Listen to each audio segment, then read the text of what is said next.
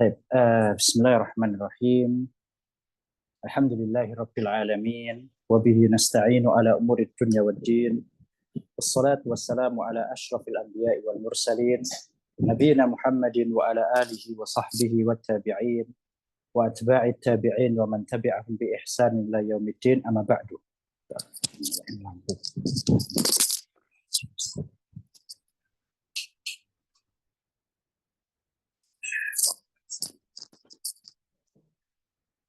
Kaum muslimin dan muslimat yang dirahmati Allah Subhanahu wa taala, insyaallah pada sore hari ini kita akan membahas tema yang berkaitan dengan bulan Ramadan, yang mana insyaallah tidak lama lagi, kurang lebih sekitar 1 pekan lagi kita akan bertemu dengan bulan Ramadan.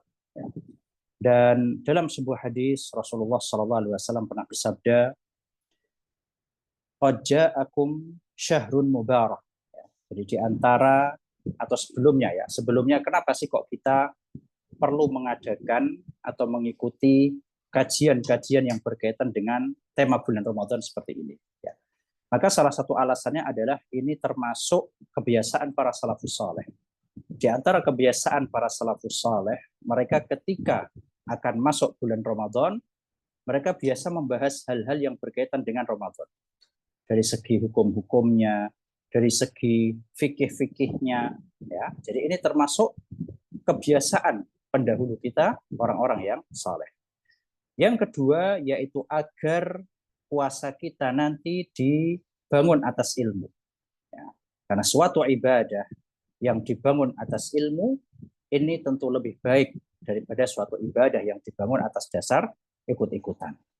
Jadi ini adalah salah satu sebab atau dasar yang menjadikan kita kenapa kita perlu mengikuti kajian yang berkaitan dengan bulan Ramadan. Cahayaannya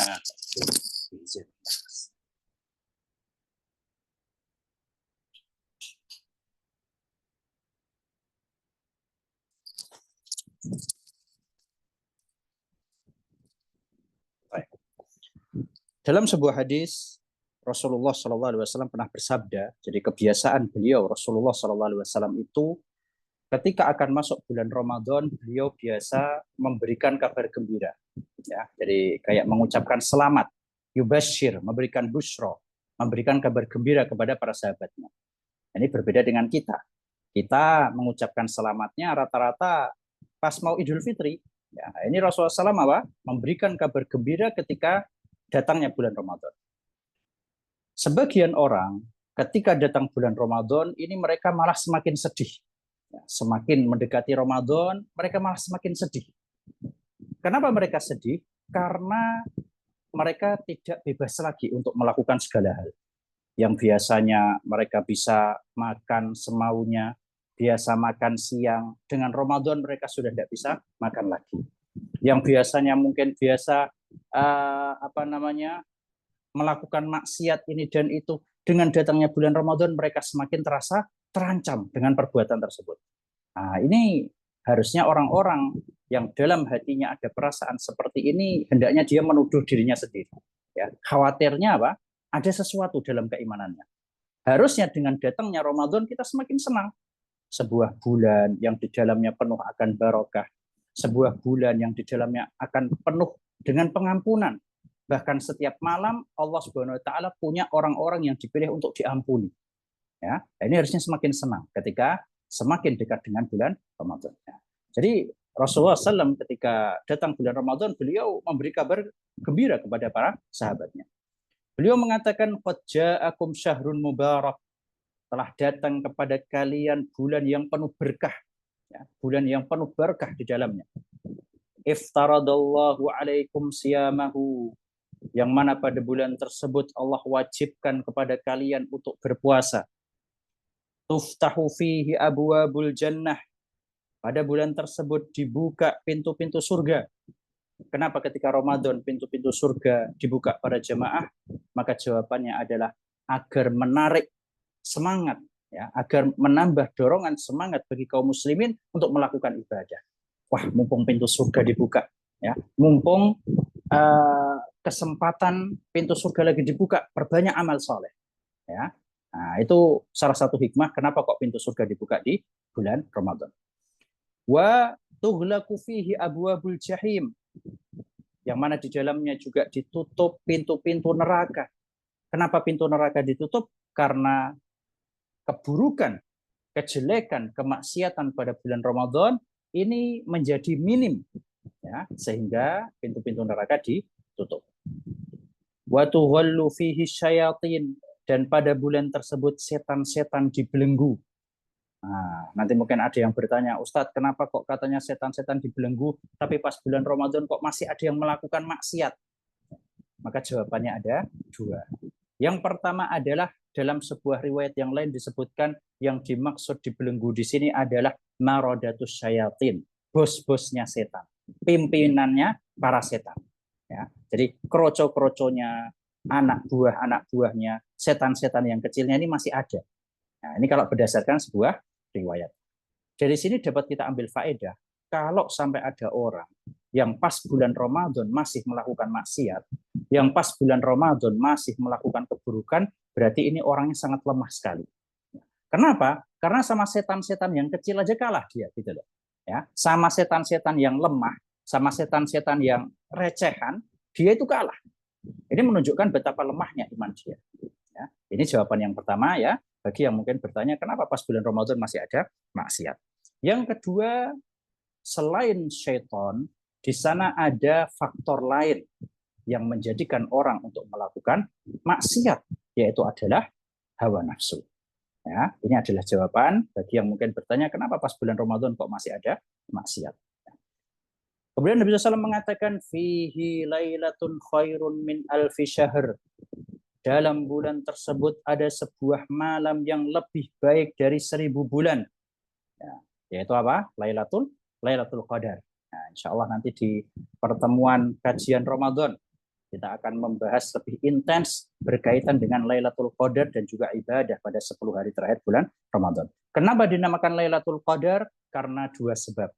Yang pertama diambil dari kalimat Al-Qadar, di sini artinya mulia, yaitu malam yang sangat mulia, malam paling mulia selama 1 tahun.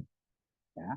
Bahkan Al-Imam Ibnul Qayyim rahimahullah pernah mengatakan, seandainya Lailatul Qadar terletak di satu malam dari malam-malam selama setahun, niscaya aku akan berusaha untuk mencarinya.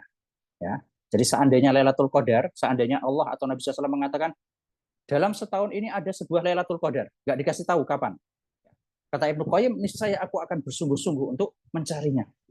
Lalu bagaimana dengan sekarang yang mana kita sudah dikasih clue-nya, kita sudah dikasih kisi-kisinya oleh Rasulullah SAW. Carilah Lailatul Qadar pada 10 malam terakhir bulan Ramadan. Carilah pada malam-malam ganjilnya. Masya Allah. Sudah sangat dipermudah. Sudah sangat dirincikan oleh beliau. Ya. Maka sebuah hal yang sangat rugi ya ketika orang kemudian meremehkan malam tersebut. Ya, belum tentu kita mampu beribadah selama 1000 bulan. Ya. Tapi dengan kita memaksimalkan suatu ibadah pada malam tersebut, ini pahalanya lebih afdal dari 1000 bulan. Ini penyebab pertama kenapa dinamakan Lailatul Qadar. Yang kedua, kenapa kok dinamakan Lailatul Qadar? Karena pada malam tersebut takdir-takdir selama setahun ke depan akan ditentukan. Fulan tahun depan meninggal. Fulanah tahun depan gajinya naik. Fulan dan fulanah tahun depan punya anak, kembar lagi. Bahkan kata para ulama, pada malam tersebut ditentukan siapa saja yang berhaji pada tahun depan. Masya Allah. Ya, ini menunjukkan mengajak kita untuk memperbanyak doa di malam-malam terakhir tersebut. Barangkali doa kita bertepatan dengan Lailatul Qadar, kemudian yang mungkin tahun depan ada beberapa takdir kita yang dalam tanda kutip buruk, karena kita berdoa dan bertepatan dengan Lailatul Qadar, Allah bisa rubah menjadi takdir yang baik. Ya. Nah, ini menjadikan kita semakin semangat untuk memanfaatkan bulan Ramadan ini para jamaah. Mungkin ada sebagian kita yang oleh dokter divonis penyakit, ya, barangkali ketika Lailatul Qadar kita melantunkan doa minta kesembuhan, kita melantunkan doa seperti doanya Nabi Ayub, Rabbi anni massaniyadh-dhurru wa anta arhamur rahimin. Kemudian Allah sembuhkan, bukan hal yang mustahil. Nah, ya. Nah, ini salah satu keistimewaan bulan Ramadan, di dalamnya ada Lailatul Qadar. Kemudian kata Nabi SAW setelahnya, man hurima khairuha faqad hurim. Barang siapa yang terhalangi dari kebaikan pada malam Lailatul Qadar tersebut, maka sungguh dia menjadi orang yang rugi. Para jemaah dirahmati Allah, kalau bulan Ramadan dengan segala supportnya dari Allah, ya Allah banyak sekali memberikan support kepada kita pada bulan Ramadan agar kita menjadi orang-orang yang baik. Kalau dengan support sebanyak ini saja, ada orang yang ternyata tidak bisa berubah, ada orang yang ternyata antara sebelum Ramadan dengan setelah Ramadan tidak ada bedanya. Ya. Lalu kira-kira bulan apa lagi yang masih bisa kita harapkan kebaikan padanya? Ya.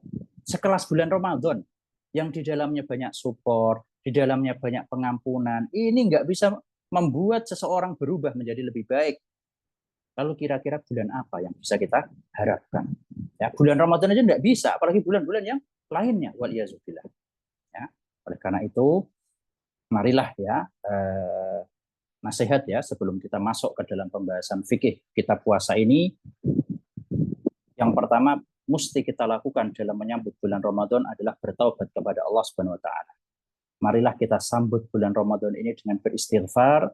Marilah kita sambut bulan Ramadan ini dengan bertaubat kepada Allah Subhanahu wa taala. Mengapa demikian? Karena ketika bulan Ramadan itu kita butuh yang namanya pertolongan dari Allah untuk bisa melakukan amal soleh. Ya. Seorang hamba bisa melakukan puasa, bisa membaca Al-Quran, bisa melakukan qiyamul lail semata-mata karena pertolongan dari Allah Subhanahu wa taala. Ya. Dan karunia ini, yaitu pertolongan dari Allah Subhanahu wa taala, Allah akan pilih-pilih dalam memberikan kepada hambanya. Ya. Setiap hamba akan dikasih berbeda dengan yang lainnya. Allah akan pilih-pilih. Semuanya tidak semuanya sama. Ya. Dan Allah akan melihat hati hamba mana yang cocok untuk diberikan karunia ini. Allah akan mencari hati hamba mana yang bersih, yang siap dikasih karunia tadi, dibantu untuk melakukan amal soleh. Makanya kalau ada sebagian kita ketika sudah masuk bulan Ramadan, kok perasaannya nggak ada yang beda, ya, nggak ada bedanya sama hari-hari sebelumnya. Ya, hari-hari sebelumnya datang ke masjidnya pas qomat, pas Ramadan juga datang ke masjidnya pas qomat. Ya, hari-hari biasanya nggak pernah baca Quran, pas Ramadan juga nggak baca Quran. Bisa jadi salah satu sebabnya karena dia belum bertaubat kepada Allah Subhanahu Wa Taala. Ya, hatinya masih kotor, hatinya masih hitam, makanya Allah enggan untuk memberikan karunia dimudahkan melakukan amal soleh. Salah seorang salafus saleh yang bernama Al-Hasan Al-Basri rahimahullahu taala pada suatu saat pernah didatangi oleh seseorang. Yang mana orang ini komplain kepada Hasan Al-Basri. Orang ini mengadu, ya Syekh, ya, aku ini sebelum tidur sudah berazam untuk melakukan qiyamul lail. Aku sudah siapkan air untuk aku wudhu, untuk aku bangun. Ya. Aku juga tidur dalam keadaan sehat, aku tidak sakit, ya. Tidurnya nyaman-nyaman saja. Tapi kenapa kok aku masih tetap tidak bisa bangun qiyamul lail? Kira-kira sebabnya apa? Ya, aku sudah niat sebelum tidur, sudah berazam. Aku sudah niat, sudah siapkan air, sudah tidur dengan nyaman, kok tetap tidak bangun malam hari? Maka kata Al-Hasan Al-Basri rahimahullah ta'ala, dzunubuka qayyadatka. Dosa-dosamu itulah yang mengikatmu.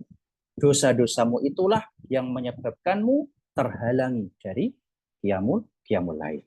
Ya. Nah, jadi marilah para jemaah dirahmati Allah, kami mengajak diri kami pribadi dan juga para jemaah sekalian, sambutlah bulan Ramadan ini dengan bertaubat kepada Allah Subhanahu wa taala. Enggak apa-apa menyambut dengan hal yang lain, dengan beli persiapan makanan, mungkin beli sirup, beli lauk, persiapan iftar, persiapan sahur, enggak apa-apa, bagus ya. Tapi jangan lupa kemudian persiapan ukhrawinya. Persiapan duniawi okelah kita sudah siapkan.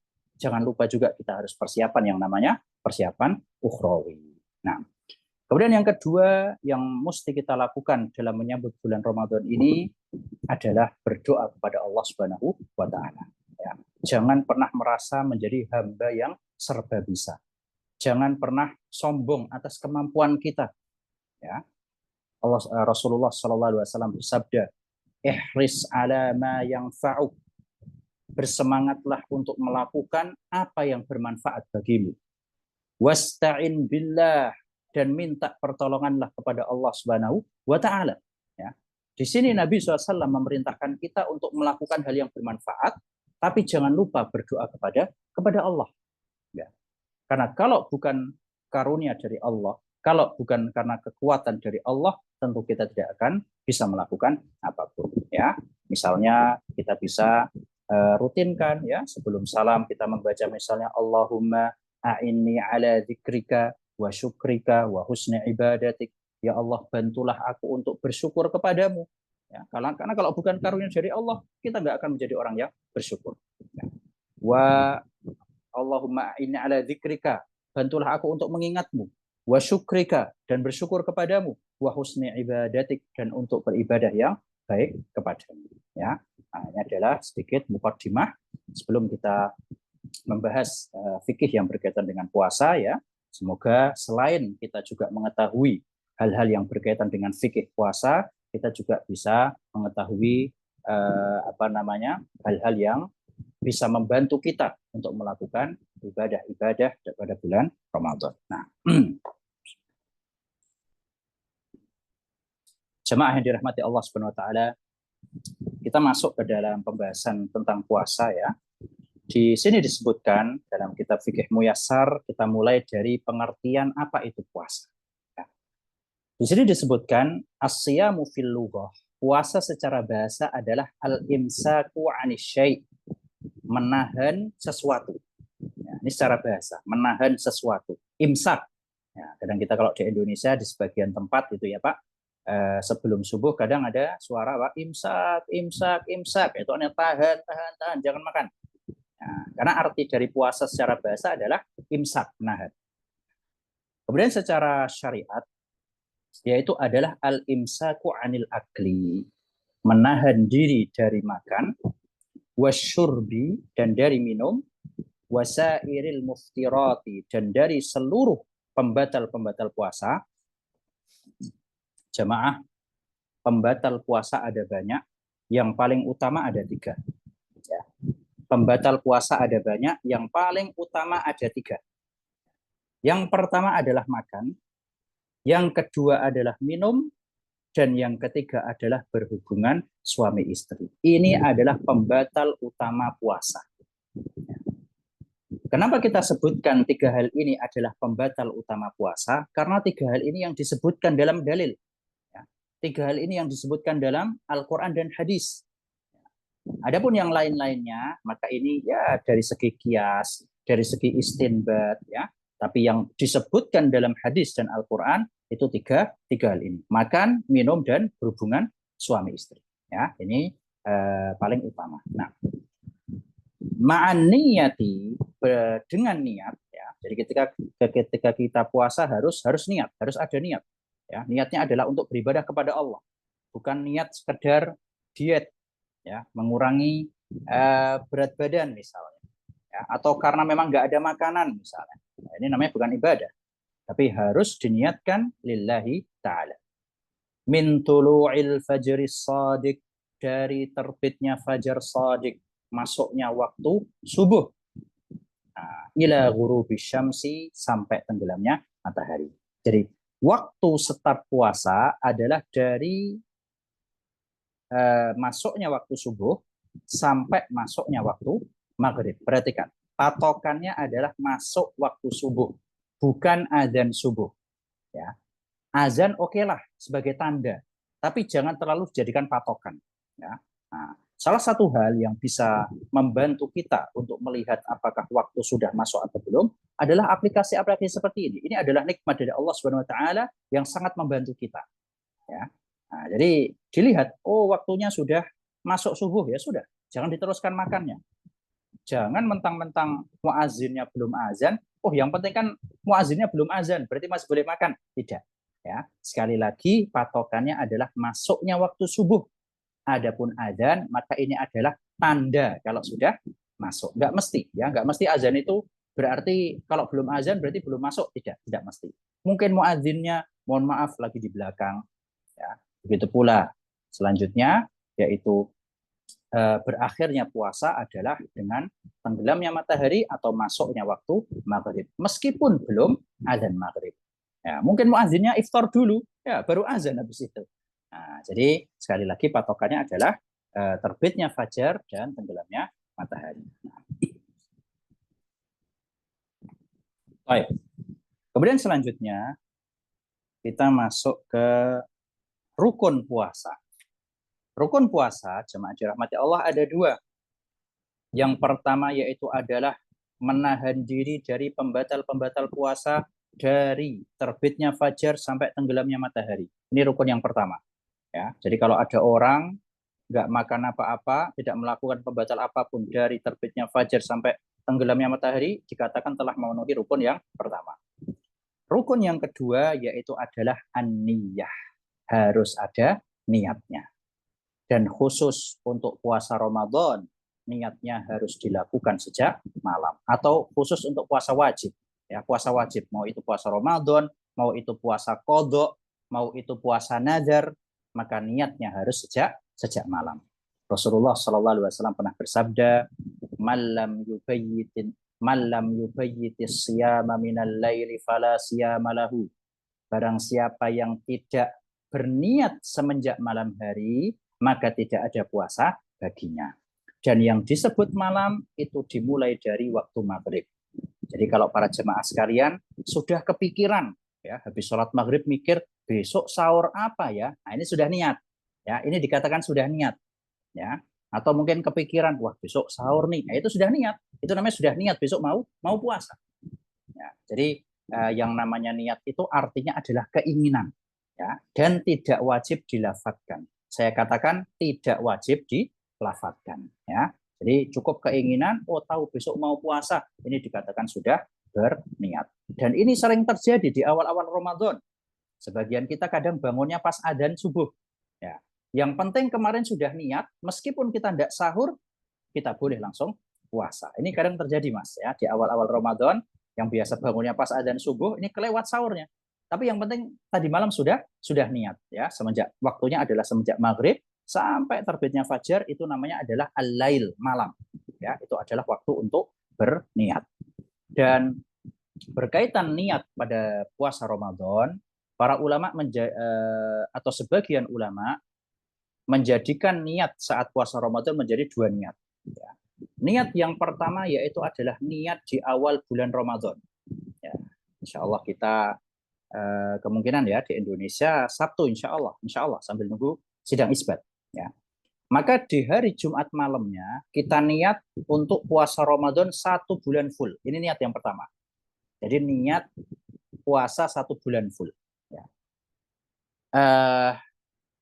Fungsinya apa? Kenapa kok niat puasa 1 bulan full ini diperlukan? Terkadang kita lalai, ya, di tengah-tengah bulan Ramadan kadang nggak kepikiran niat atau tidak.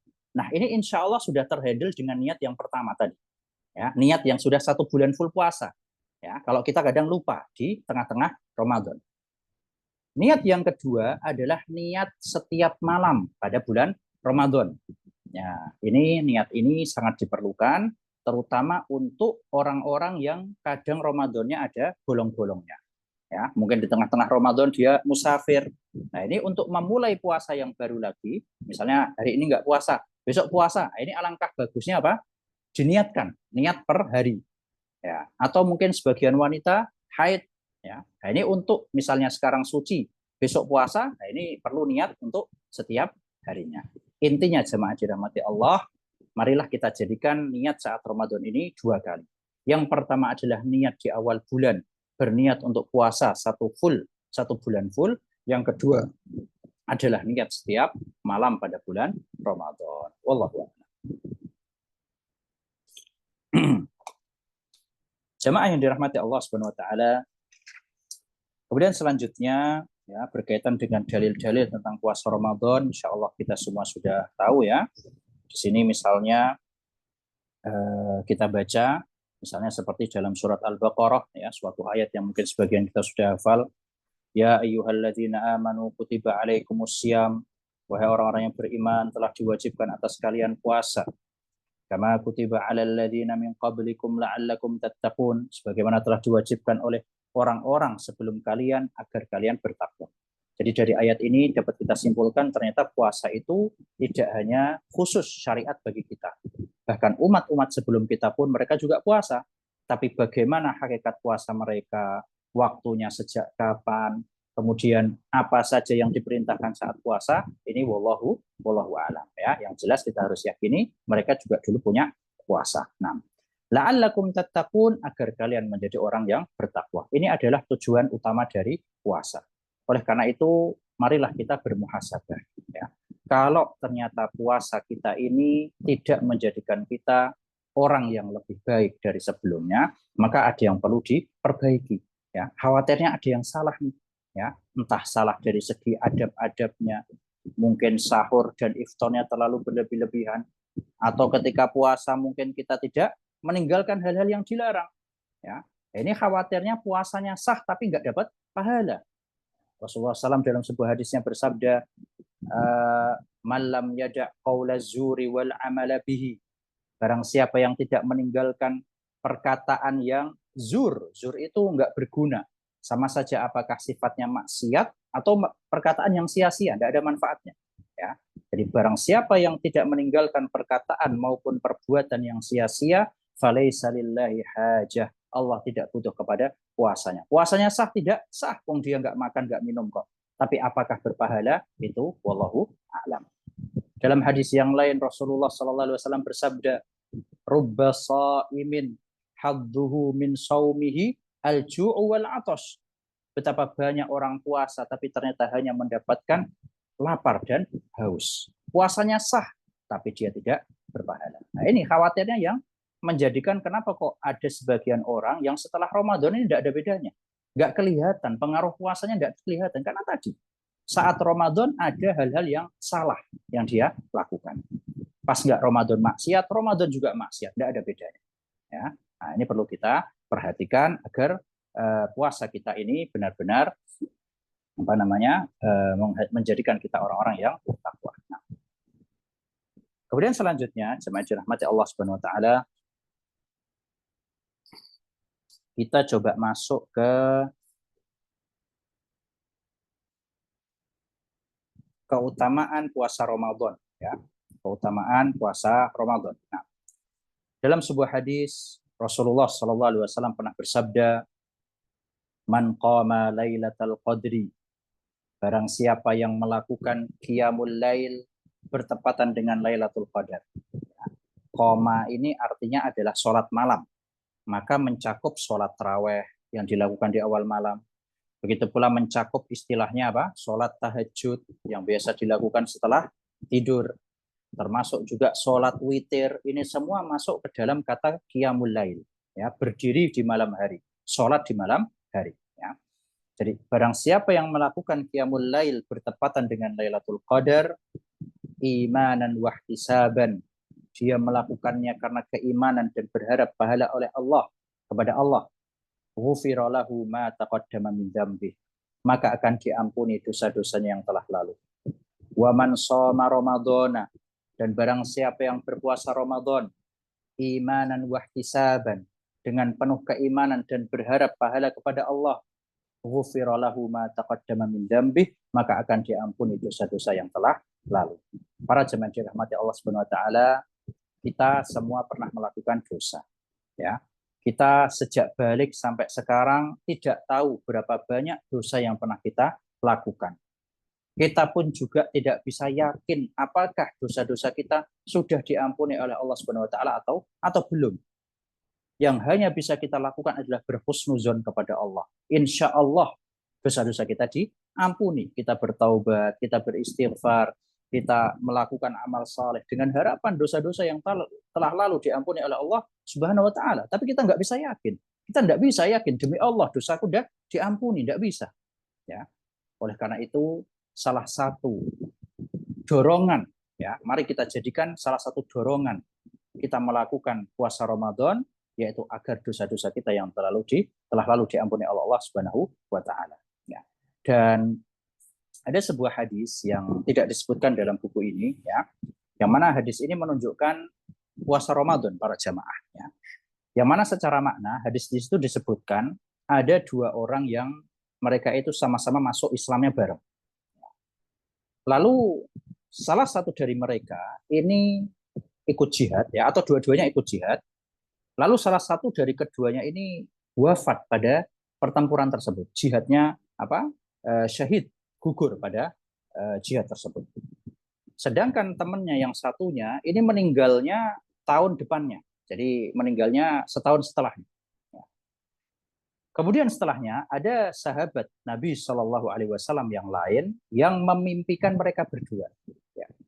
Dan dalam mimpi tersebut disebutkan kalau sahabat yang meninggalnya itu 1 tahun setelahnya, yang meninggalnya bukan dalam pertempuran, yang meninggalnya bukan karena jihad, ini dipanggil duluan untuk masuk surga.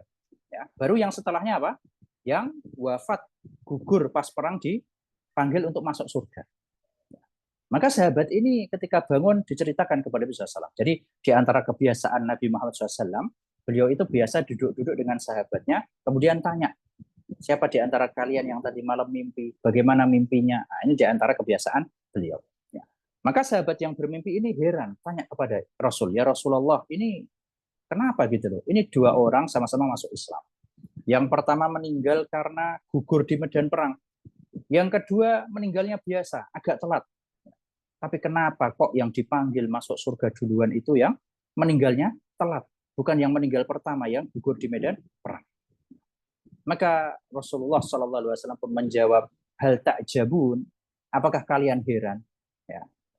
Apakah kalian heran dengan fenomena seperti ini? Ya. Maka dijawab oleh para sahabat, iya ya Rasulullah. Ini aneh gitu. Kok bisa yang meninggalnya bukan di medan jihad, setahun setelahnya kok dipanggil duluan masuk surga?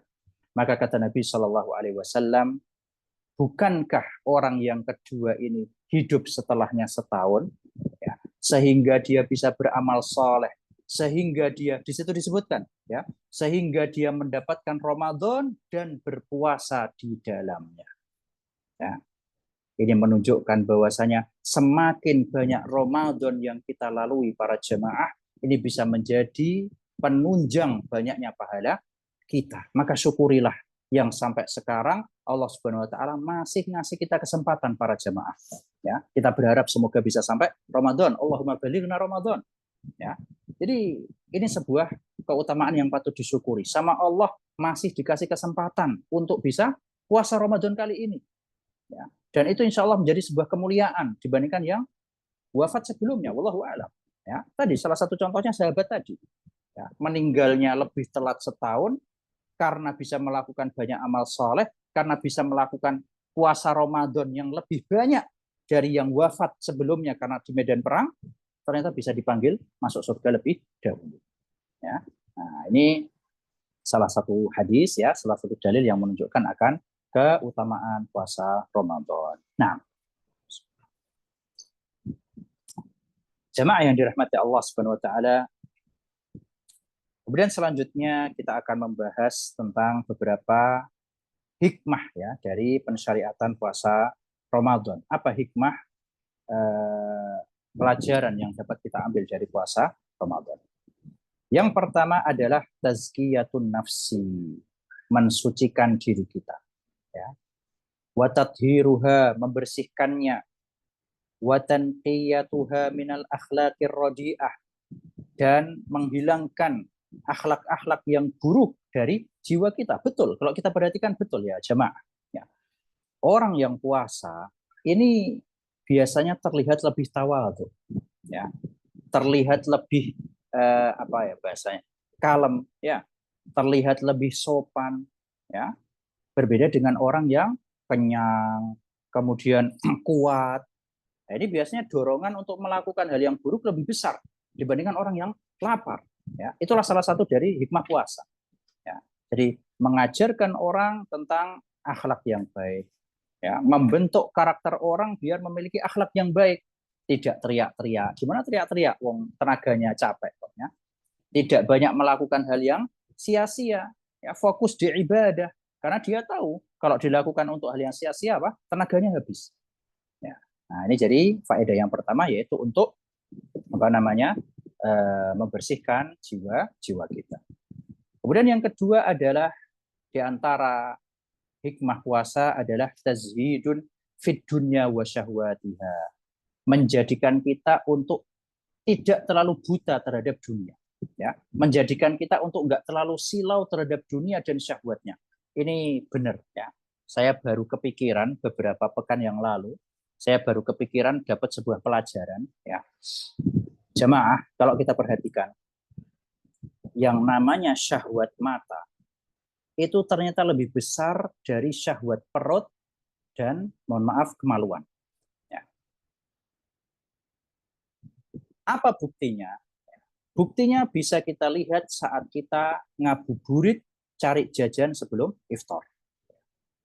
Ketika kita keluar rumah cari jajan, ya, masya Allah, lihat es teler, lihat gorengan, ya mas ya, gorengan. Ya, kalau kata orang apa?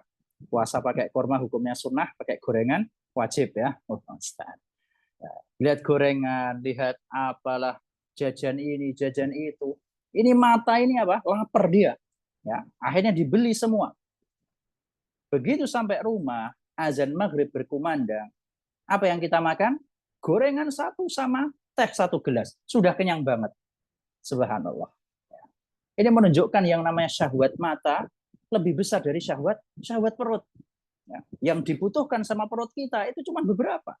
Tapi yang dilihat oleh mata kita, pengen ini, pengen itu, dibeli semua.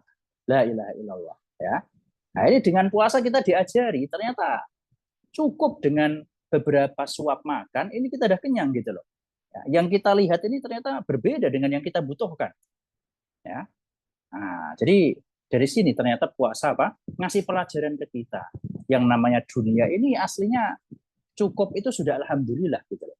Sebagian orang kadang sama Allah sudah diberi kecukupan, tapi dia merasa kurang. Ya. Dia lihat tetangganya, wah mobilnya baru ganti, aku juga pengen ganti. Ya. Lihat tetangganya renov rumah, wah aku juga pengen renov rumah. Ganti mobil, renov rumah bukan hal yang terlarang. Ya. Tapi rasa tamak itu yang harus dihilangkan dari diri kita. Ya. Begitu pula syahwat mata lebih besar dari syahwat kemaluan. Ya, ketika di luar lihat wanita, lihat ini, wah ingin ini, ingin itu. Ya, ketika ketemu sama istrinya, wah ternyata cukup kok, sama istrinya sendiri sudah cukup.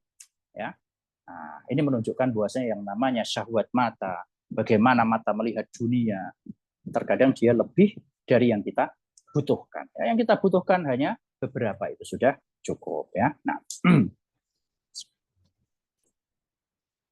Kemudian selanjutnya di antara hikmah dari puasa juga bahwasanya puasa ini mendidik kita untuk peduli kepada orang-orang miskin, ya.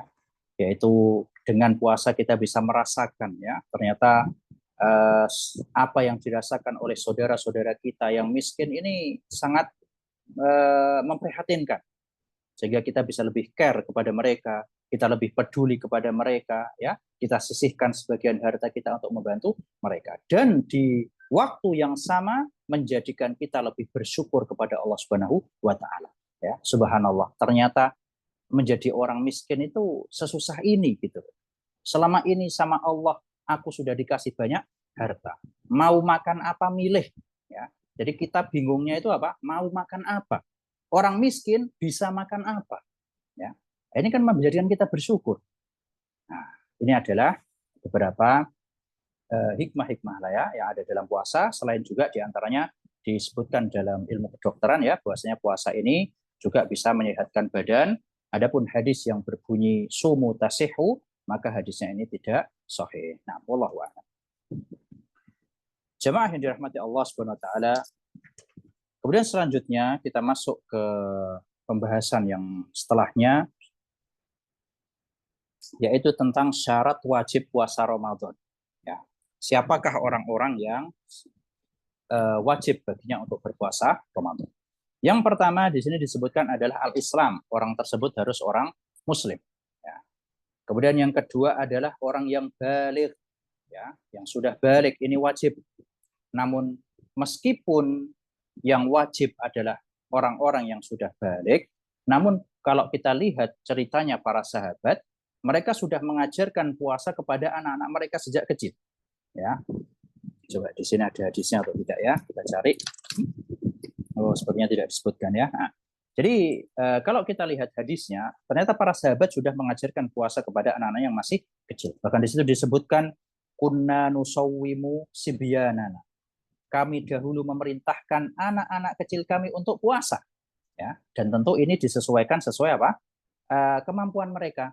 Mungkin yang TK ya ikut sahur dulu lah, enggak apa-apa. Enggak puasa enggak apa-apa, yang penting ikut sahur. Nanti masuk SD mungkin puasa sampai siang. Ya, setelahnya kita di Jawa puasa beduk. Ya, jadi azan zuhur itu mereka iftar. Ya. Nanti mungkin masuk kelas berapa agak ditingkatkan sampai agar mereka ketika sudah balik mereka sudah terbiasa. Mereka tidak merasakan kesulitan yang sangat ketika memulai puasa yang wajib. Ya, nah, ini mirip seperti ibadah-ibadah yang lain. Memerintahkan anak wanita untuk pakai hijab. Ya, jangan nunggu kemudian apa? Wah, nanti sampai balik saja. Memang nggak apa-apa. Ya, memang sebelum balik dia nggak berdosa. Tapi khawatirnya ketika kita ngajar dan berhijabnya nunggu mereka balik, ini mereka kayak belum terbiasa. Ya, beda kalau sejak kecil ya sewajarnya ya sesuai dengan umurnya ya. Ya kadang pakai hijab ya di waktu-waktu yang pas ya. Ini membutuhkan kebijakan orang tua. Begitu pula sholat. Ya, Rasulullah SAW memerintahkan kita untuk mengajarkan anak sholat sejak umur 7 tahun. Bahkan sebagian ulama, mereka mengkiaskan puasa kepada sholat. Ya. Maksudnya apa? Sebagaimana sholat kita perintahkan untuk anak-anak kita saat umur 7 tahun, begitu pula puasa saat umur 7 tahun kita perintahkan anak-anak kita. Begitu pula ketika umur 10 tahun, anak-anak kita perintahkan sholat. Kalau nggak mau kita boleh pukul dengan pukulan yang mendidik. Begitu pula puasa.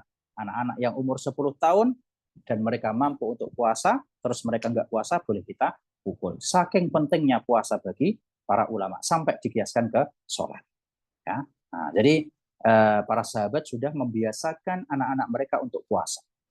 Kemudian disebutkan dalam hadis tersebut, ya, فَإِذَا بَكَى أَحَدُهُمْ عَلَى طَعَامٍ. Kalau salah seorang di antara mereka ada yang nangis minta makan, ya, maka kami beri permainan yang terbuat dari ehen. Ya. Ehen itu artinya adalah kain wol. Ya, jadi ya mungkin dibuat bola gitulah ya, atau dibuat boneka. Ya, sampai datang waktu iftar sehingga mereka bisa melanjutkan puasa mereka. Ya, jadi sejak zaman sahabat anak-anak sudah dilatih untuk puasa. Adapun jenis mainannya apa, maka ini kembali ke hukum asal. Hukum asal permainan adalah mubah.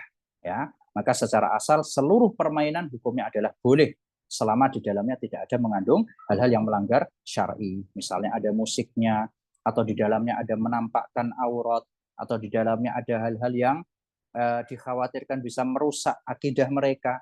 Ya, selama dalam mainan tersebut tidak ada hal-hal seperti tadi, maka hukumnya adalah mubah. Wallahu a'lam. Kemudian selanjutnya yang ketiga, syarat wajib puasa yang ketiga adalah berakal. Ya, sehingga orang yang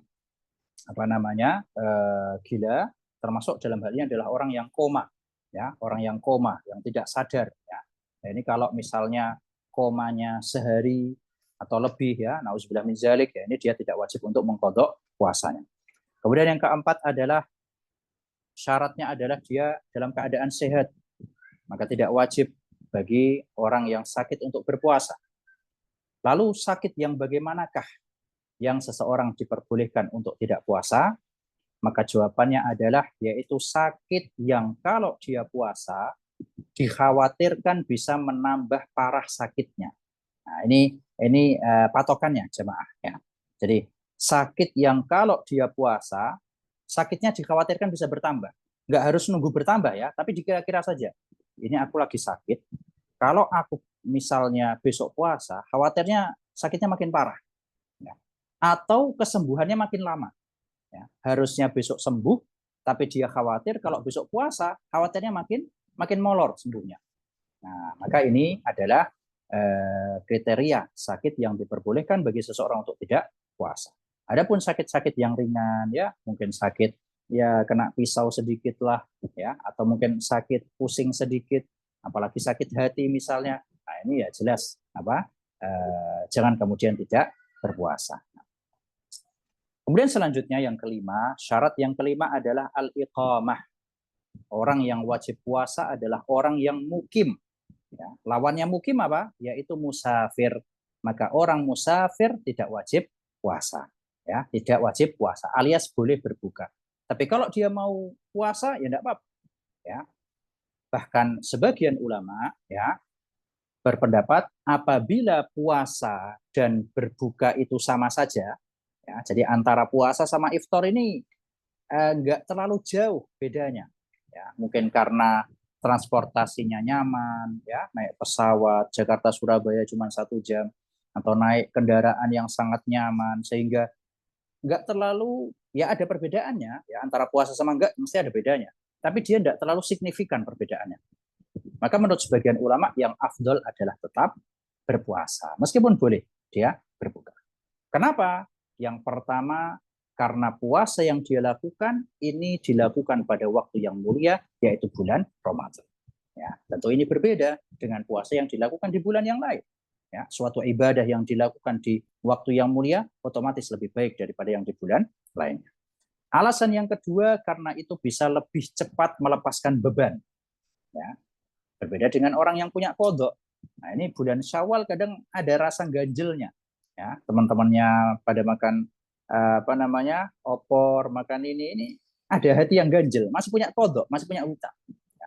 Dan yang ketiga, biasanya melakukan puasa di bulan Ramadan ini lebih ringan dibandingkan di bulan yang lainnya karena memang vibes-nya, nuansanya orang-orang pada puasa, teman-temannya pada puasa, saudaranya pada puasa. Ya, berbeda dengan bulan lain. Bulan lain mungkin banyak orang-orang yang nggak puasa sehingga kadang lebih berat. Wallahu a'lam. Nah, kemudian yang terakhir, ya syarat wajib puasa yang terakhir dan ini khusus bagi wanita yaitu adalah al-khuluwu minal haidhi wan nifas. Hendaknya dia terbebas dari haid dan nifas ya. Maka puasanya wanita yang haid dan nifas dia tidak sah ya. Kalau tetap dipaksakan maka dikhawatirkan bisa berdosa ya, seperti itu. Nah, wallahu a'lam. Dan perlu diketahui para jemaah dirahmati Allah, di sini ada sebuah poin ya, mumpung saya ingat. Bukan termasuk syarat sah puasa seseorang mengawali puasanya dengan suci dari hadas besar. Jadi bukan termasuk syarat sah puasa seseorang memulai hari puasanya dengan harus suci dari hadas besar. Tidak, bukan syarat. Maksud saya apa? Maksudnya gini. Dalam sebuah hadis, Rasulullah SAW pernah disebutkan kalau beliau itu bangun dalam keadaan junub, kemudian masuk subuh dalam keadaan junub, dan beliau puasa, ya, baru kemudian mandi. Ya. Maka ini diperbolehkan. Jadi tidak harus kemudian misal, ya, ada orang junub sebelum masuk subuh usahakan harus mandi besar, tidak harus, ya, tidak harus mandi besar terlebih dahulu. Begitu pula seorang wanita, misalnya ada seorang wanita dia sebelum subuh suci dari haidnya berhenti. Kemudian karena mungkin sibuk ya, ibu-ibu nyiapin sahur, bangunin keluarganya. Ini khawatirnya kalau ditinggal mandi telat mereka. Ya, maka beliau pun mendahulukan untuk menyiapkan makan, kemudian membangunkan keluarganya untuk sahur. Kemudian masuklah waktu subuh, sedangkan si ibu tadi belum mandi besar suci dari haid. Maka ini tidak apa-apa. Ya, jadi tidak disyaratkan untuk harus masuk atau memulai ibadah puasanya dalam keadaan terbebas dari hadas besar. Ya, meskipun dia masih dalam keadaan junub, meskipun dia belum mandi besar karena haid, ya, haidnya yang penting sudah suci, ya, haidnya sudah berhenti, cuman dia belum mandi besar. Ini tidak apa-apa. Wallahu a'lam. Jemaah yang dirahmati Allah Subhanahu wa taala,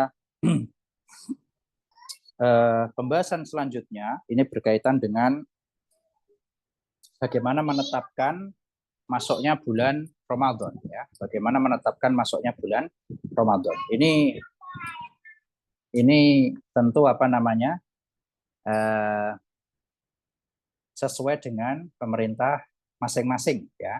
Jadi sebentar ya Mas ya.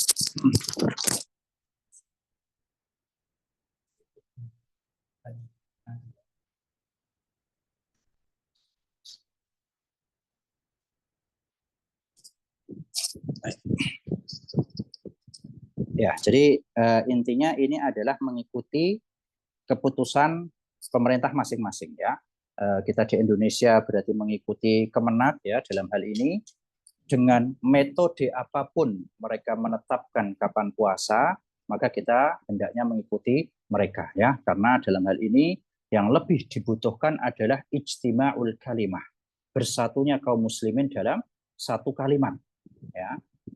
Dengan cara apapun, dengan metode apapun pemerintah menetapkan kapan puasa Ramadan, kita ikuti. Urusan metodenya itu urusan antara pemerintah dengan Allah Subhanahu wa taala. Dan kalau kita perhatikan bulan Ramadan itu kan bahasa Arabnya apa? Syahru Ramadan ya, syahru Ramadan, bulan Ramadan. Kalimat syahrun artinya bulan diambil dari kalimat masyhurun. Artinya adalah terkenal, masyhur ya. Jadi maksudnya apa? Bulan Ramadan adalah bulan yang di mana masyarakat di tempat kita berada pada puasa. Begitu pula Idul Fitri, Syahrul Syawal, bulan Syawal. Kapankah bulan Syawal? Bulan Syawal adalah bulan di mana masyarakat di tempat kita tinggal, kebanyakan mereka atau semuanya berbuka. Jadi patokannya adalah mayoritas masyarakat kita. Dan dalam hal ini telah dikoordinir oleh pemerintah. Wallahu a'lam. Kemudian selanjutnya berkaitan dengan waktu niat sudah kita jelaskan ya, waktu niat sudah kita jelaskan. Kemudian uzur-uzur yang diperbolehkan untuk tidak puasa, ya, uzur-uzur yang diperbolehkan untuk tidak puasa, ya, insya Allah kita bahas secara cepat ya. Berkaitan dengan uzur yang diperbolehkan seorang untuk tidak puasa, di sini disebutkan yang pertama adalah al-marad wal kibar, yaitu sakit, dan al-kibar itu sudah tua ya, sudah sepuh, sepuh jadi tidak mampu untuk berpuasa. Maka orang yang sakit dia diperbolehkan untuk tidak puasa dan menggantinya di bulan yang menggantinya di hari yang lain. Dan adapun orang yang sudah sepuh, yang sudah tidak mampu puasa, maka sebagai gantinya mereka diperintahkan untuk membayar fidyah. Ya, jadi ada dua golongan yang mereka boleh membayar fidyah. Yang pertama adalah orang yang sudah sepuh, yang sudah tua, yang sudah tidak kuat untuk puasa. Yang kedua adalah orang yang sakit, perhatikan, yang sudah divonis oleh dokter kemungkinan kecil untuk sembuh. Ya, kesembuhan atau kemungkinan untuk sembuhnya itu kecil. Ya. Dua orang inilah yang hanya boleh membayar fidyah. Adapun selain mereka, maka wajib qadha. Ya. Dan yang dimaksud dengan fidyah, berbicara tentang fidyah para jemaah dirahmati Allah, yang paling afdol adalah menggunakan makanan pokok. Ya, dalam hal ini kita di Indonesia adalah dengan beras ya, yaitu sekitar 600 gram, ya, setengah kilo lebih dikit lah, 600 gram setiap hari kita berikan kepada orang miskin. Dan cara memberikannya ada dua. Bisa dengan cara di hari yang saat itu kita tidak puasa, atau nanti dikumpulkan di akhir. Ya, jadi nunggu Ramadannya kelar, kemudian di bulan Syawal mungkin kita kumpulkan misalnya 30 orang miskin atau berapa orang miskin, kemudian kita kasih makan mereka. Ya. Nah, adapun membayar fidyah sebelum Ramadan, maka ini tidak diperbolehkan. Kenapa? Karena kita tidak tahu. Siapa tahu sama Allah tiba-tiba dikasih kesembuhan. Siapa tahu sama Allah tiba-tiba dikasih kekuatan, bisa puasa. Ya, jadi fidyah hanya boleh dibayarkan di hari saat dia tidak puasa atau nanti di akhir ya, setelah puasa Ramadan Atau ya pokoknya nggak boleh sebelum sebelum puasa, nggak boleh ya, entah di saat hari itu atau di setelah itu boleh. Nah, kemudian yang kedua yang boleh tidak puasa adalah musafir, tadi sudah kita jelaskan ya. Dan menurut jumhur ulama yang namanya safar yaitu adalah bepergian lebih dari 80 kilo ya, ini yang disebut dengan safar. Kemudian yang ketiga adalah wanita haid dan nifas ya, ini juga tidak boleh untuk tidak puasa atau bahkan wajib ya, wajib untuk tidak puasa. Dan yang keempat yang terakhir adalah wanita hamil dan menyusui. Ini yang paling sering ditanyakan. Ustadz, orang wanita hamil dan menyusui itu apa yang harus dilakukan? Mesti ada pertanyaan setiap tahun seperti ini ya. Ya, jadi saya jelaskan sebelum saya ditanya. Ya.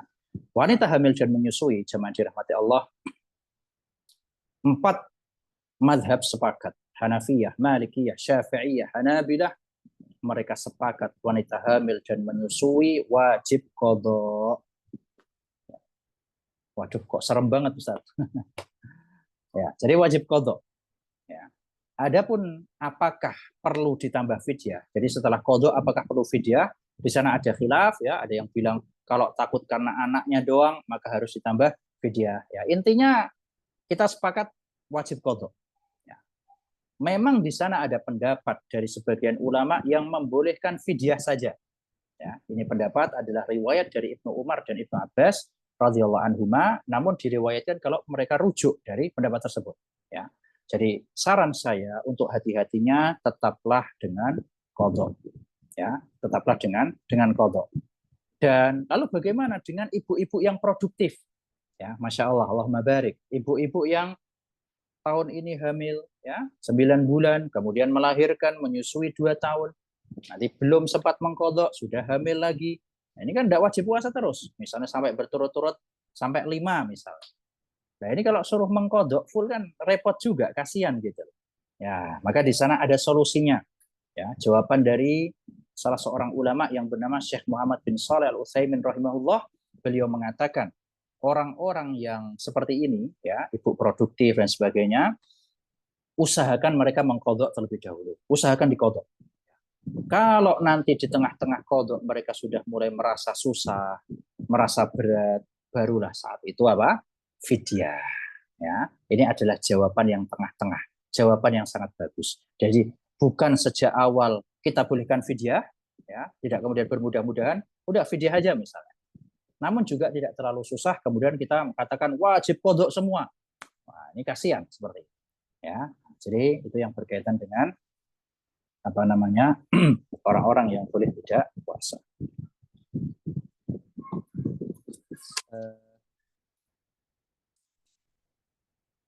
Kemudian selanjutnya, ini mungkin yang terakhir ya, pembahasan terakhir, yaitu tentang pembatal-pembatal puasa. Ya, kita baca secara cepat. Ya. Pembatal-pembatal puasa tadi sudah kita singgung sedikit. Yang utama ada 3. Yang pertama adalah makan, yang kedua adalah minum, ya, ini disebutkan dalam ayat, begitu pula dalam hadis. Yang ketiga adalah berhubungan suami istri. Ya.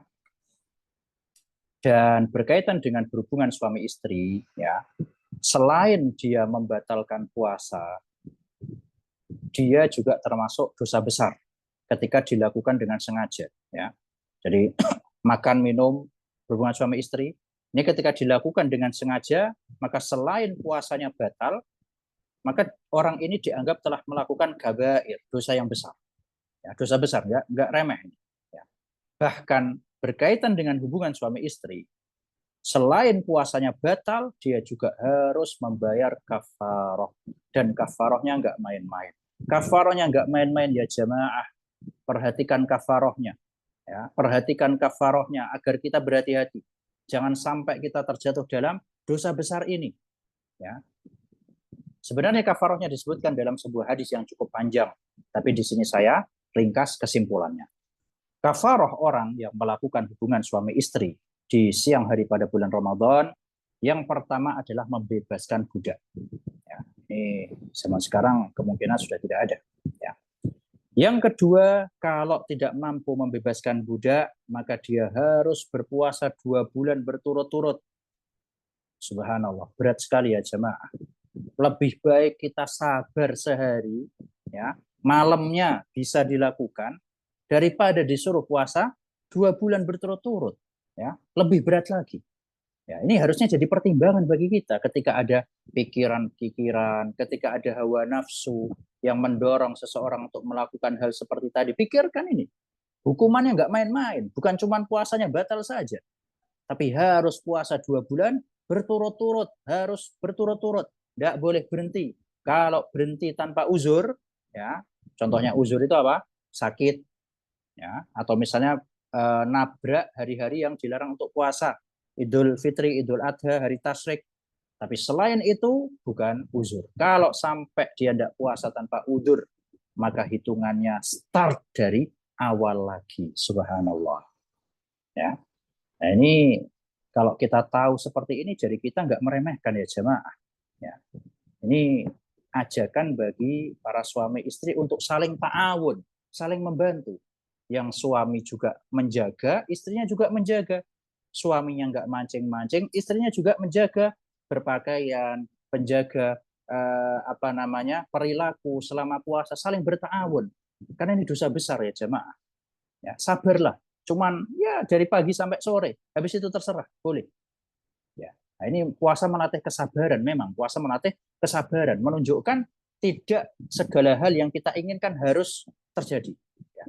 Menunjukkan tidak segala hal yang kita mau dan kita mampu harus bisa dilakukan. Ini melatih nafsu. Ya. Nah, jadi berat sekali. Bahkan beberapa hari yang lalu saya dapat pertanyaan. Ya, pertanyaannya bunyinya apa? Ustadz, 20 tahun yang lalu saya pernah melakukan hal seperti ini. Ya. Dan saya nggak tahu kalau konsekuensinya seberat ini. Subhanallah. Ya, ini pentingnya ilmu ya jemaah. Pentingnya apa? Berilmu. Ya. Apakah yang harus saya lakukan? Apakah cukup bertaubat atau harus bayar kafarah? La ilaha illallah. Ini saya jawabnya tuh nggak tega gitu loh. Ini udah tua, maksudnya ya kurang lebih sekitar 50 tahun ya. Karena itu terjadi 20 tahun yang lalu. Ketika mereka awal-awal nikah mungkin ya, wallahu a'lam. Nah ini mau saya jawab tuh nggak tega gitu loh. Ya, tapi ya gimana, namanya ilmu harus disampaikan. Ya, kulil hak walau kana muron, sampaikan walau pahit. Maka saya sampaikan, ya Pak, di sini perlu dirinci. Ya, kalau Anda tahu melakukan hubungan suami istri saat puasa Ramadan itu membatalkan puasa, meskipun Anda nggak tahu konsekuensinya, maka Anda tetap wajib melakukan konsekuensinya. Ya, ini poin penting jamaah. Tidak harus bagi kita untuk tahu konsekuensinya. Cukup tahu hukumnya. Ketika seorang sudah tahu zina itu haram, ketika seorang sudah tahu mencuri itu haram, meskipun dia nggak tahu konsekuensi dari mencuri dan berzina, dia nggak tahu kalau mencuri itu dalam Islam misalnya dipotong tangannya, berzina dalam Islam dicambuk atau dirajam. Tapi dia tahu kalau itu haram, maka ketidaktahuan terhadap konsekuensi bukanlah suatu uzur. Ya. Berbeda dengan kalau nggak tahu hukumnya, misalnya baru masuk Islam, kemudian nggak tahu kalau berhubungan suami istri membatalkan puasa, ini kita kasih uzur karena nggak tahu hukumnya. Tapi nggak tahu konsekuensinya, ini bukanlah uzur.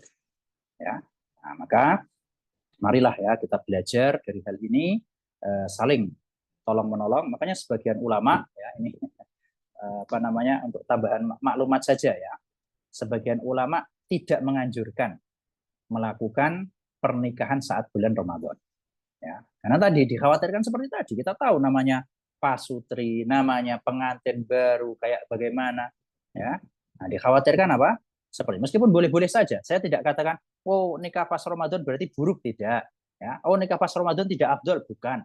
Ya, cuman sebagian ulama menganjurkan kalau bisa di bulan lain, apalagi di Syawal. Ya, jadi ya mungkin itu ya yang berkaitan dengan hal-hal yang membatalkan puasa. Adapun yang lain ya di sini bisa kita baca secara cepat, misalnya kayak muntah dengan sengaja, kemudian juga berbekam ya, kemudian keluarnya haid dan nifas, ini juga membatalkan puasa, ibu-ibu yang dirahmati Allah ya. Meskipun haid tersebut keluar 1 menit sebelum maghrib, tetap puasa itu batal ya. Kemudian Di sini juga disebutkan nauzubillah dzalik murtad ya. Ini juga termasuk pembatal puasa. Wallahu a'lam. Baik. Mungkin sampai situ ya Mas ya. Sementara materinya kita kembalikan kepada hostnya. Tafadhol. Jazakallah khairan Ustaz atas penyampaian materinya. Masya Allah,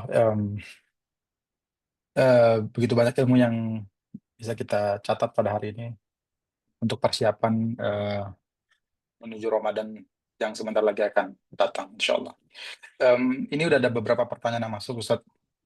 Tapi mungkin Ana prioritaskan yang ingin bertanya secara langsung. Silakan, Akhi Abi Yahya, boleh dinyalakan mikrofonnya.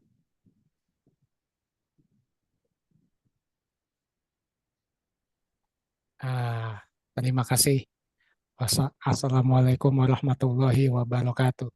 Waalaikumsalam. Ustaz, saya ingin bertanya. Mungkin pertanyaannya ini agak banyak, Ustaz. Yang pertama, bagaimanakah ketika bulan Ramadan itu ketika puasa tapi malamnya kita tidak menunaikan sholat tarawih karena ada suatu sebab, suatu uzur gitu, Ustaz. Semisal kita pulang terlalu malam, jadi kita sholat isya saja sama imam, lalu habis sholat isya selesai mereka tarawih kita pulang gitu, Ustaz. Itu hukumnya bagaimana? Itu yang pertama. Yang kedua, adakah doa-doa agar kita dapat menjalani Ramadan ini dengan baik, dengan lancar gitu, Ustaz. Doa-doa yang diajarkan sesuai sunnah. Yang ketiga, bagaimana cara kita bertobat dari dosa-dosa yang kita lakukan sebelum datangnya bulan Ramadan. Itu saja, Ustaz. 3. Wassalamualaikum warahmatullahi wabarakatuh. Waalaikumsalam warahmatullahi wabarakatuh. Nah, berkaitan dengan pertanyaan yang pertama, yaitu apa hukumnya kita tidak melakukan sholat taraweh di malam hari karena suatu sebab. Secara asal sholat taraweh hukumnya adalah sunnah, ya. Dia bukanlah syarat sah puasa, ya, namun dia adalah suatu ibadah yang sangat dianjurkan, yang identik dengan bulan Ramadan. Ya. Jadi satu-satunya sholat malam yang disunahkan untuk berjamaah itu hanya ketika Ramadan para jamaah. Ya. Selain Ramadan itu afdolnya kita sholat sendiri-sendiri, sholat malam. Ya. Tapi Ramadan adalah satu-satunya momen kita dianjurkan untuk berkumpul, untuk sholat berjamaah dalam melakukan sholat malam. Ya. Sebenarnya tidak apa-apa kalau apalagi ada uzur, ada hajat, tapi sebenarnya Pak tidak harus dilakukan secara berjamaah. Ya, jadi katakan mungkin kita bekerja ya, atau mungkin apalah habis sholat isya kita mungkin sholat ba'diyah 2 rakaat, kemudian sholat witir 1 rakaat kalau memang benar-benar buru-buru. Ya, sholat witir itu termasuk sholat malam. Ya, meskipun tidak berjamaah karena ada uzur tadi.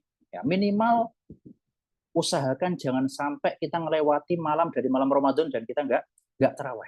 Ya, karena dalam hadis disebutkan man qama ramadhana, barang siapa yang melakukan qiyamul lail pada saat Ramadan imanan wa ihtisaban, dengan rasa keimanan dan mengharap pahala kepada Allah, ghufira lahu ma taqaddama min dzambi, akan diampuni dosa yang telah lalu. Jadi tidak harus kemudian kita mengikuti sholat tarawih tersebut dengan berjamaah karena kita ada uzur. Ya, nah, jadi bisa dilakukan sendiri, mungkin 3 rakaat, kalau buru-buru 1 rakaat aja tidak apa-apa. Sholat witir karena itu sudah dianggap melakukan sholat malam, ya seperti itu. Kemudian di malam-malam yang selanjutnya, ketika antum tidak ada uzur, ini dimanfaatkan untuk sholat taraweh. Biar pas ketika ada uzur, ini pahala sholat tarawehnya tetap dituliskan oleh Allah Subhanahu wa Ta'ala. Dalam sebuah hadis Rasulullah SAW pernah bersabda, "Idza maridul abdu aw safara", apabila seorang hamba sakit atau melakukan safar. Sakit dan safar ini hanya contoh, ya. Kutiba lahu ma kana ya'malu muqiman shahihan. Maka akan tetap dituliskan baginya pahala yang dilakukan saat dia mukim dan sehat.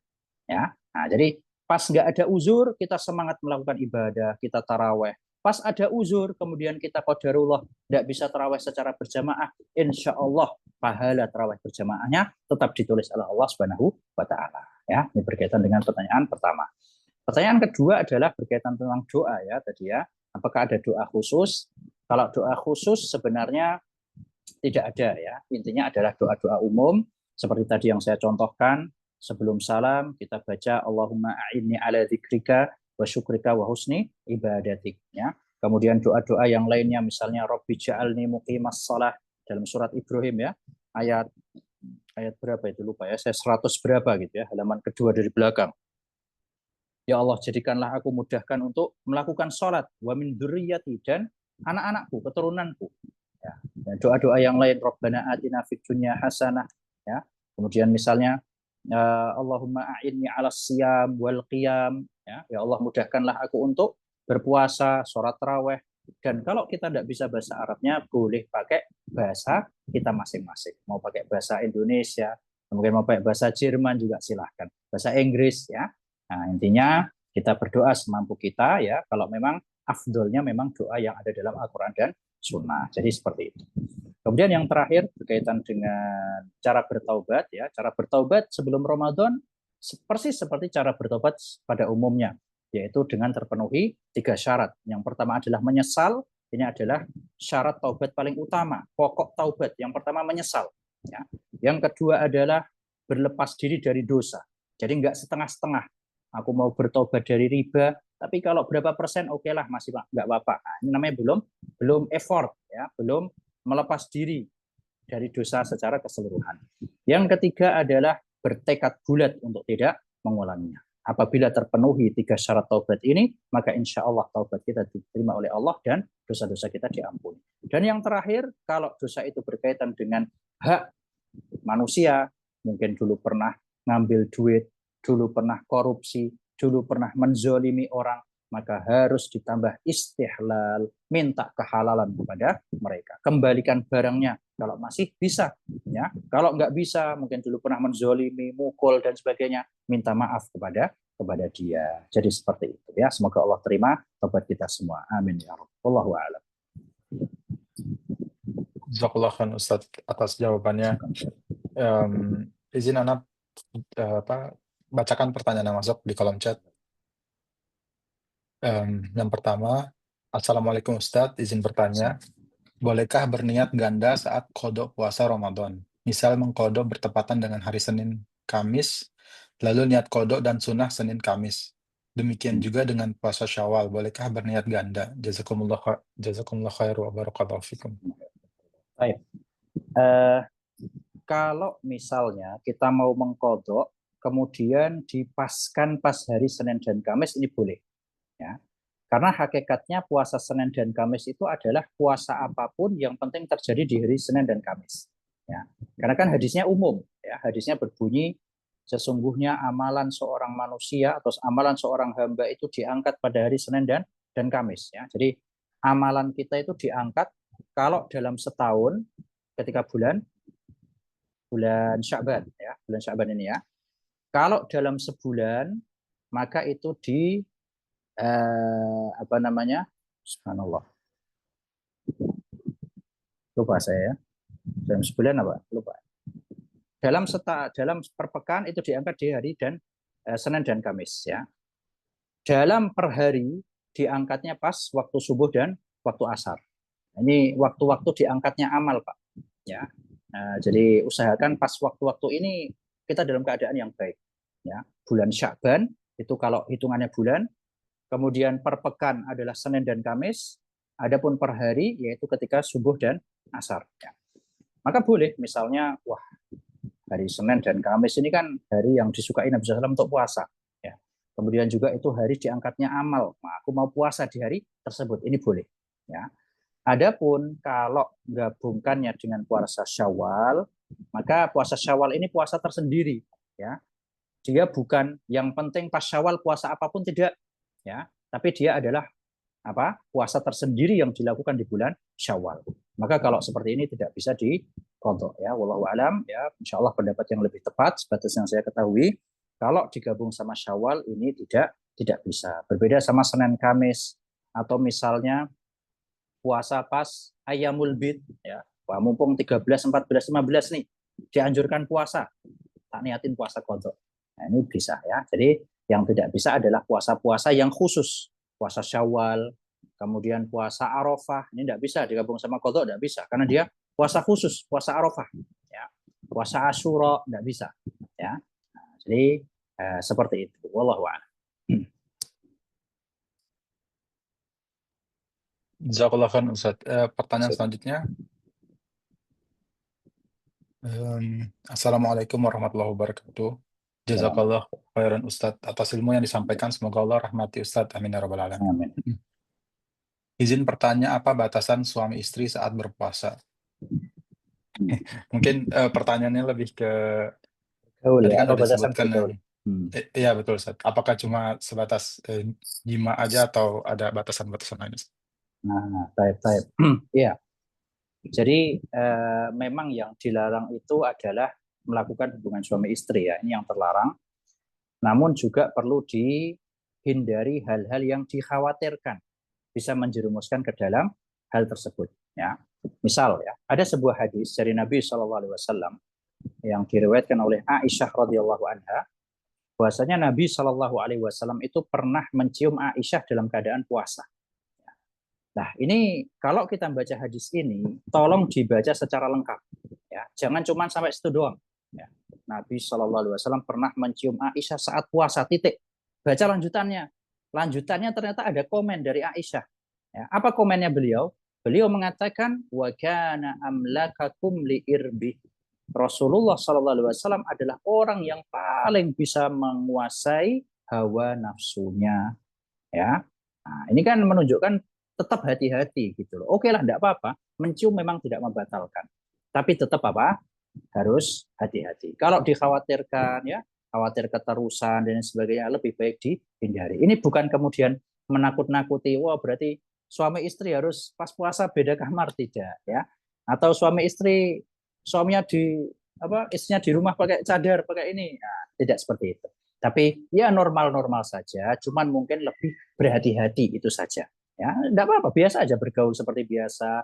Ya, kadang menyapa, kadang enggak apa-apa, ya biasa aja. Yang penting apa? Lebih berhati-hati dibandingkan hari biasanya. Karena yang harus wajib kafarah hanya puasa Ramadan ya jemaah.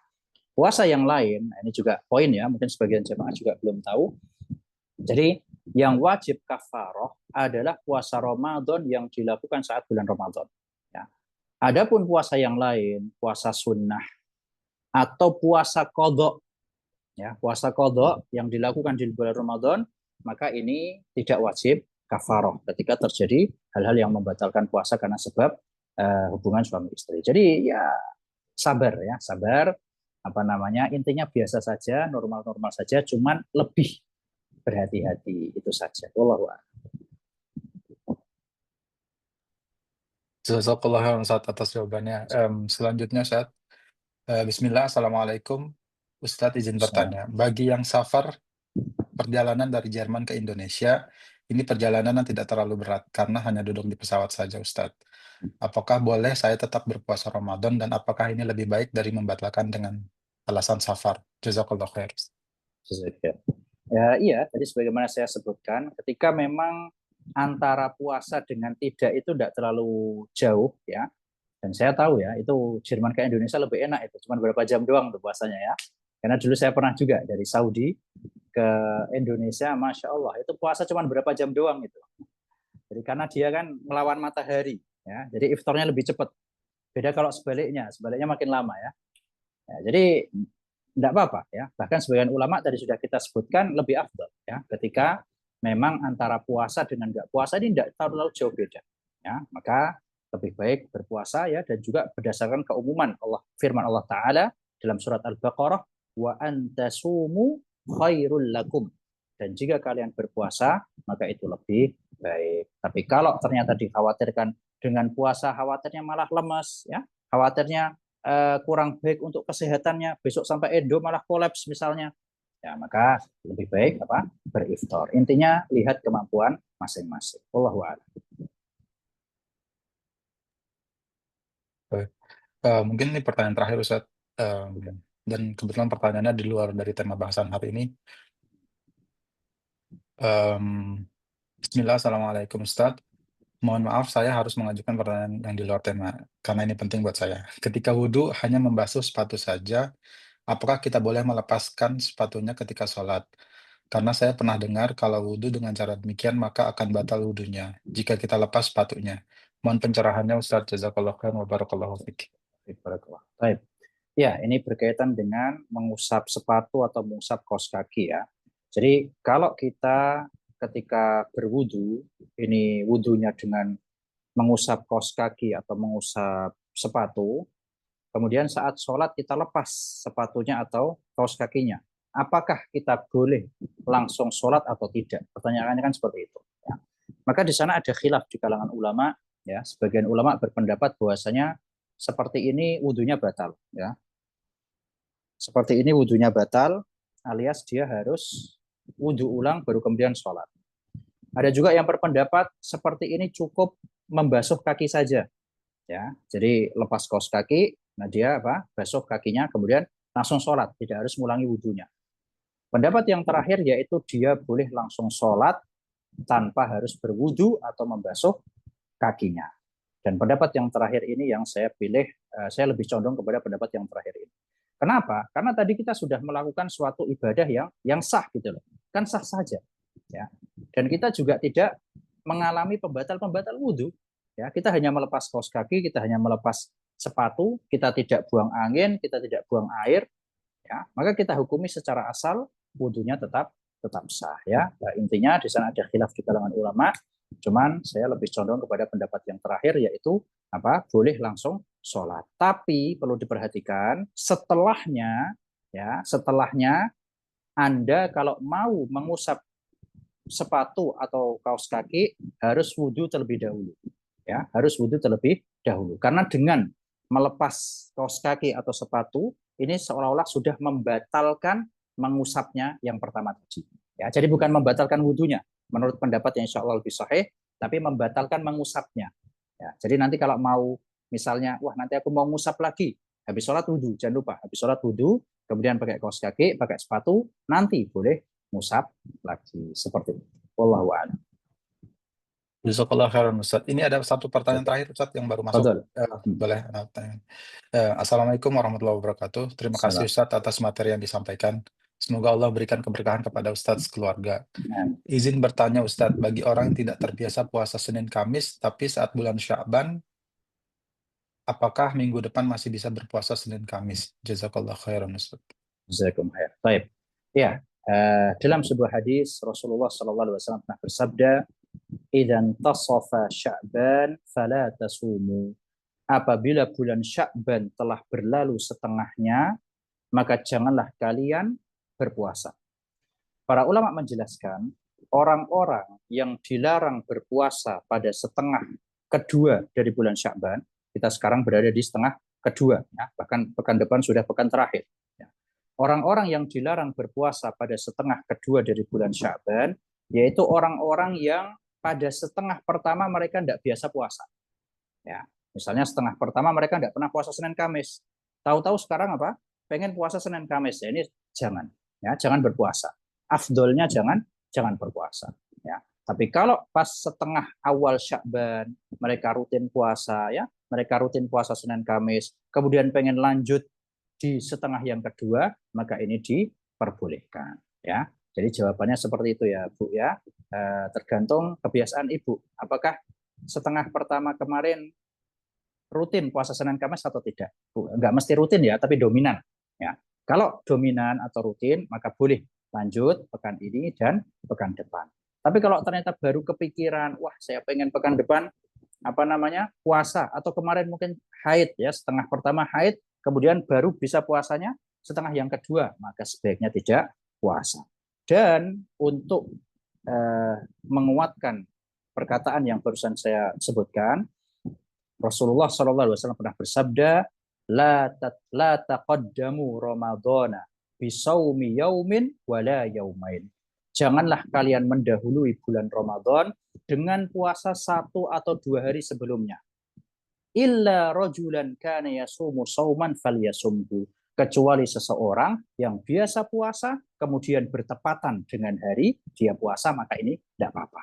Ya, dan kalau kita perhatikan Kamis besok ini kan sudah kemungkinan 2 hari sebelum Ramadan, ya, maka alangkah baiknya apa? Kita tidak usah puasa, ya, apalagi bagi yang nggak biasa puasa, ya. Dan salah satu hikmahnya adalah agar untuk memisahkan antara ibadah sunnah dengan ibadah wajib, ya. Jadi biar kita masuk Ramadan ini ada jedanya dengan puasa sunnah kita. Dan ini salah satu hikmahnya adalah memberikan nuansa yang beda, memberikan takzim, penghormatan yang beda kepada bulan Ramadan. Orang yang katakan sehari sebelum Ramadan puasa, kemudian besoknya puasa Ramadan, ini khawatirnya nggak ada rasa apa-apa gitu loh. Aku kemarin puasa, hari ini puasa, ya biasa aja. Ya, kayak nggak ada bedanya. Rasa takzimnya itu beda. Beda sama orang yang sebelumnya nggak puasa. Ya, kemudian besok masuk Ramadan dia puasa, dia akan merasa takzim yang lebih. Ya, Masya Allah, aku sekarang puasa, aku sekarang masuk bulan Ramadan, sehingga diharapkan dia bisa lebih menghormati bulan Ramadan. Dan kalau kita perhatikan, ini ada contohnya dalam sholat. Rasulullah SAW melarang orang-orang itu kalau habis sholat wajib, jangan nyambung ke sholat sunnah. Tapi ada jedanya. Ya, entah itu dengan berbicara, yaitu berzikir, atau dengan pindah tempat atau keluar masjid. Jadi saran saya ya, kalau ibu kemarin tidak terbiasa puasa, lebih baik tidak usah puasa, siapkan saja diri untuk berpuasa Ramadan. Wallahu a'lam. Jazakallah khairan Ustaz. Pertanyaan tadi sekaligus mengakhiri perjumpaan kita pada hari ini. Insya Allah pertemuan dengan Ustaz Muhammad Azhari Hafizahullah Ta'ala akan kembali dilangsungkan pada tanggal 22 Maret, yakni bertepatan dengan insya Allah itu udah masuk 10 hari terakhir bulan Ramadan ya Ustaz. Insya Allah. Maka tema kajian untuk pertemuan selanjutnya kita menyesuaikan dengan mengangkat tema menggapai malam kemuliaan, yang dimana nanti akan ada bahasan tentang sunah-sunah itikaf, keistimewaan Lailatul Qadar, dan juga doa-doa mustajab. Insya Allah. Mungkin sebelum kita akhiri Ustaz, sedikit nasihat atau motivasi untuk kita semua agar puasa kali ini bisa lebih bermakna dan bisa lebih bermanfaat untuk kita Ustaz. Ya. Salah satu hal yang bisa menjadikan kita lebih menjiwai dalam melakukan puasa Ramadan kali ini, marilah kita rasakan barangkali Ramadan ini adalah Ramadan terakhir kita. Ya. Kita tidak ada yang tahu para jamaah, apakah tahun depan kita masih bisa diberi kesempatan oleh Allah untuk mendapatkan Ramadan atau tidak. Ya, kita tidak ada yang tahu. Ya. Oleh karena itu, marilah kita anggap seolah-olah, ya, ini bukan berharap, tidak berharap, tapi kita anggap seolah-olah, sebagaimana para ulama memberikan cara agar sholat kita khusyuk, anggap itu adalah sholat terakhir kita.